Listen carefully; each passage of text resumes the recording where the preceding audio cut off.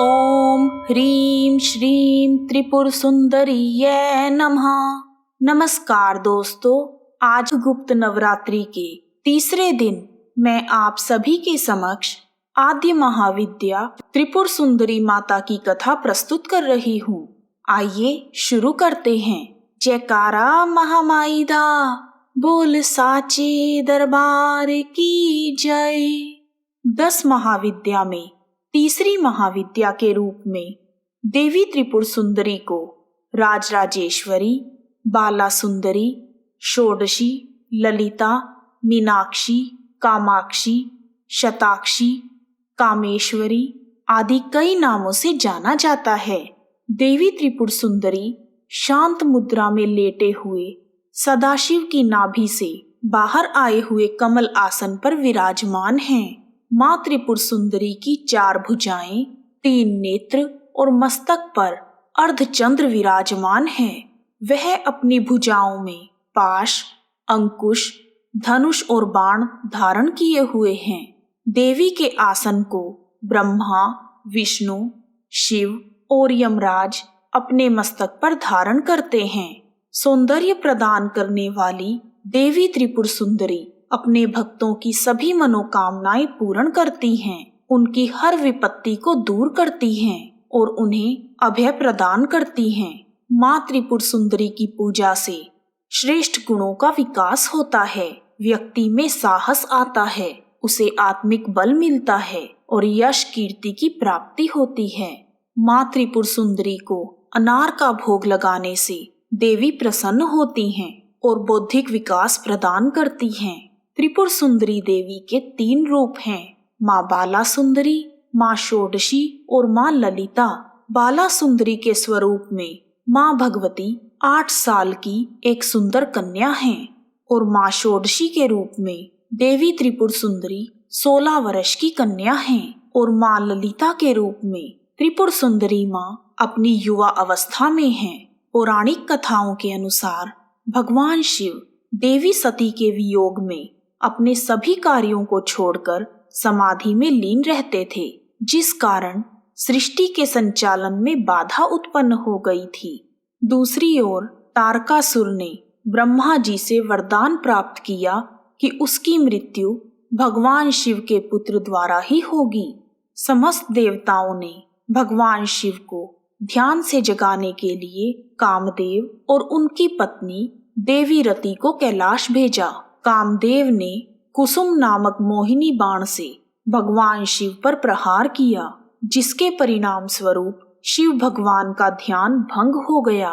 ध्यान भंग होने के कारण भगवान शिव को क्रोध आ गया और उनका तीसरा नेत्र खुल गया।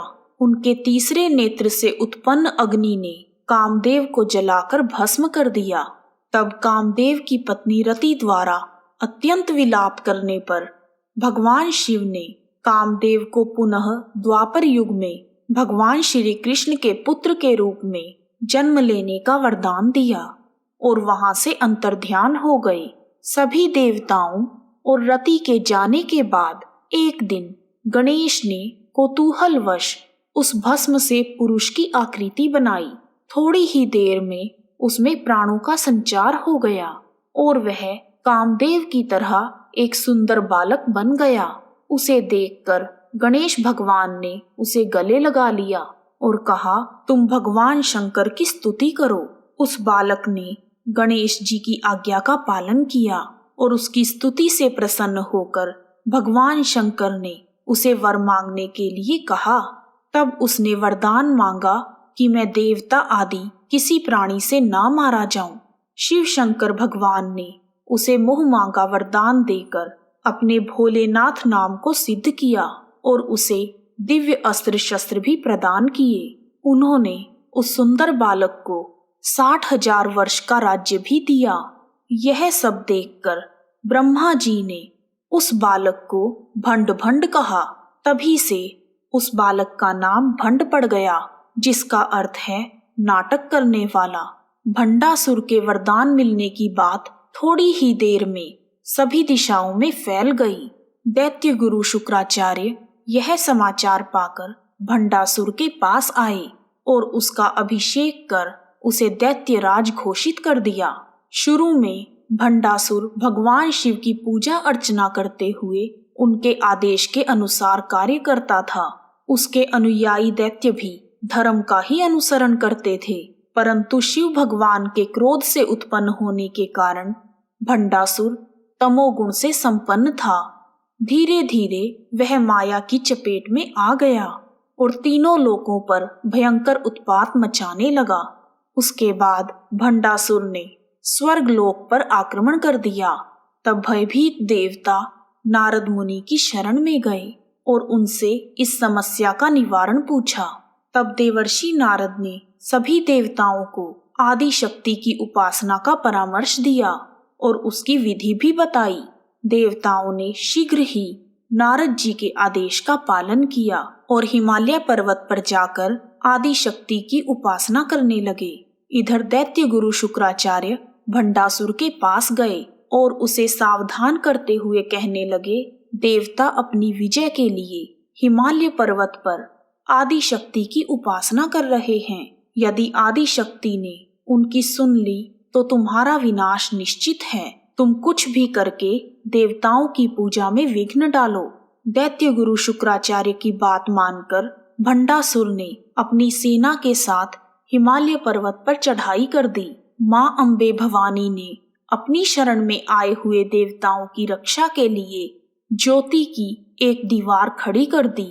जब भंडासुर ने उस दीवार को देखा तो वह क्रोध के मारे जल उठा। उसने दानवास्त्र चलाकर उस दीवार को तोड़ दिया, परंतु वह दीवार दोबारा से फिर खड़ी हो गई। तब भंडासुर ने कई प्रकार के अस्त्रों शस्त्रों का प्रयोग कर उस दीवार को फिर से तोड़ा, परंतु वह दीवार फिर से खड़ी हो गई। तब हार कर भंडासुर अपने राज्य शोणितपुर में वापस आ गया, परंतु उसके भय से देवताओं की दशा दयनीय हो गई और उन्होंने निर्णय किया, या तो माँ अम्बे हमें दर्शन दें या हम भंडासुर के हाथों मारे जाएं। ऐसा सोचकर सभी देवताओं ने माँ अम्बे की कठोर आराधना शुरू कर दी। उनकी आराधना से प्रसन्न होकर माँ अम्बे प्रकट हो गई। माँ अम्बे का स्वरूप श्रृंगार देवी के रूप में था। सृष्टि की रक्षा के लिए माँ ललिता अम्बे ने भंडासुर के साथ युद्ध किया और युद्ध में भंडासुर ने पाषंड का प्रयोग किया।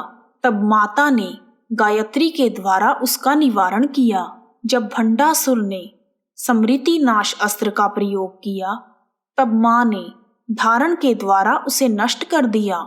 जब भंडासुर ने यक्षमा आदि रोग रूपी अस्त्रों का प्रयोग किया तब देवी अम्बे ने अच्युत अनंत गोविंद नाम रूपी मंत्रों से उसका निवारण किया और अंत में माँ अम्बे ने भंडासुर का उद्धार कामेश्वरा अस्त्र के प्रयोग से किया। श्री दुर्गा सप्तशती में भी शुंभ निशुंभ के वध के समय देवी त्रिपुर सुंदरी का प्रसंग आता है। अंबिका देवी अपने अप्रतिम सौंदर्य की छटा बिखेरते हुए हिमालय पर्वत पर विराजमान हैं। असुर माता का सौंदर्य देखकर मोहित हो गए और उन्होंने शुंभ निशुंभ के पास जाकर कहा कि आपके पास इस संसार के सभी रत्न हैं, परंतु यह स्त्री रूपी रत्न यदि आपको मिल जाए तो आप धन्य हो जाएंगे। तब शुंभ और निशुंभ ने चंडमुंड को देवी के पास भेजा।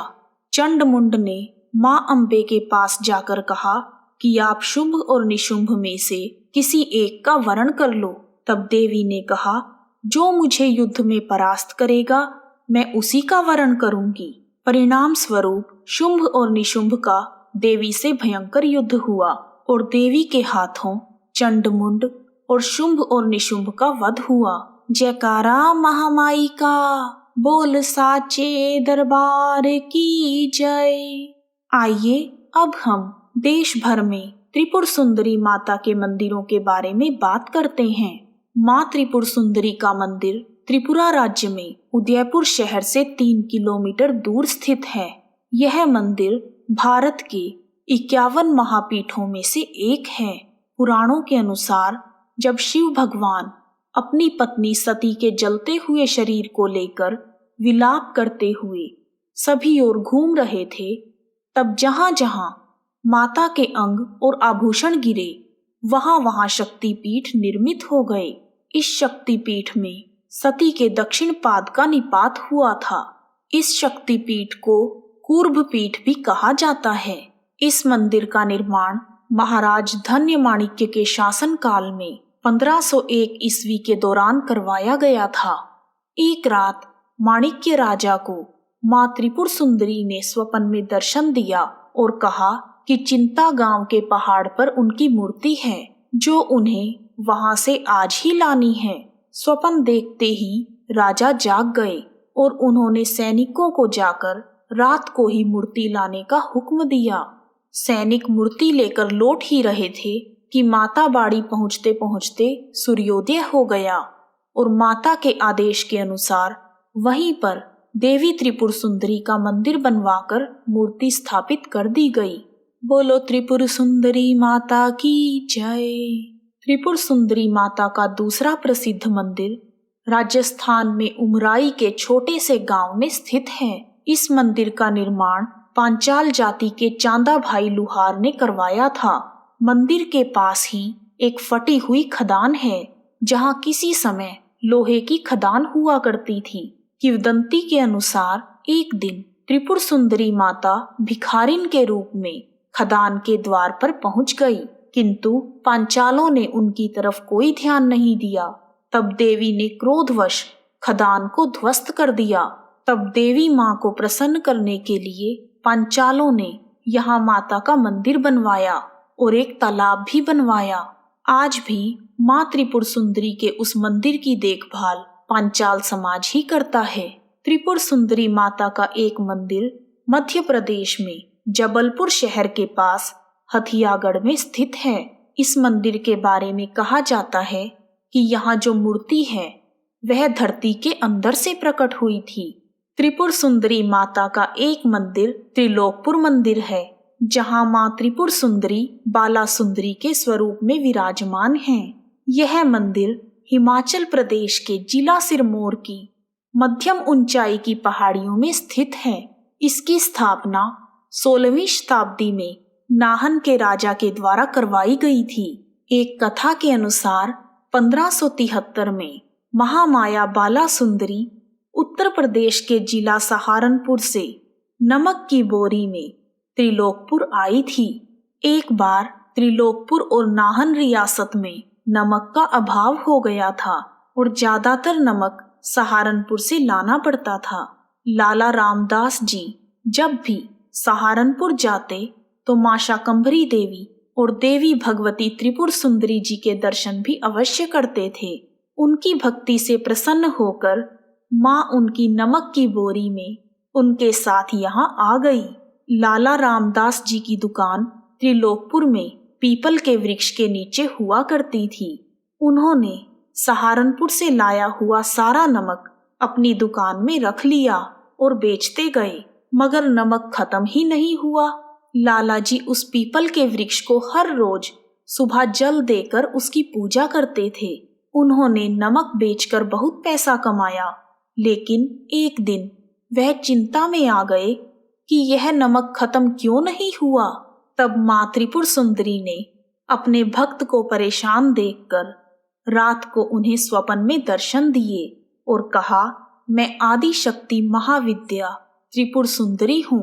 मैं तुम्हारे भक्ति भाव से प्रसन्न हूँ और यहाँ पीपल के वृक्ष के नीचे पिंडी रूप में स्थापित हो गई हूँ। तुम मेरा यहाँ पर भवन बनवाओ। सुबह उठकर लाला जी को भवन निर्माण की चिंता सताने लगी। उन्होंने माता की आराधना की और कहा, हे माँ, मैं इतने बड़े भवन का निर्माण कैसे करवाऊं? मेरे पास इतनी सुविधाएं नहीं हैं। मेरी आपसे विनती है कि आप सिरमौर के महाराज को भवन निर्माण का आदेश दें। तब माँ ने अपने भक्त की पुकार को सुन लिया और सिरमौर के राजा प्रदीप प्रकाश को सोते समय स्वप्न में दर्शन देकर भवन निर्माण का आदेश दिया। माता का आदेश मिलने पर राजा ने जयपुर से कारीगरों को बुलवाया और माँ का भवन बनकर तैयार हो गया। माँ के इस पावन भवन में श्रद्धालु दूर दूर से दर्शन के लिए आते हैं और समय समय पर वहां विशाल भंडारे और जागरण का आयोजन किया जाता है। बोलो बाला सुंदरी मैया की जय, त्रिपुर सुंदरी माता की जय। इस प्रकार माँ त्रिपुर सुंदरी की कथा पूर्ण हुई। जयकारा महामाई का, बोल साचे दरबार की जय। यदि आपको वीडियो पसंद आया है तो कमेंट बॉक्स में जय माता की लिखना ना भूलें। आप सभी का हार्दिक धन्यवाद। सारे रल मिल के बोलो जयकारा माई दा, जयकारा माई दा, ओ प्यारा माई दा। जेड़ा प्रेम नाल बोले ओ प्यारा माई दा। जय माता दी।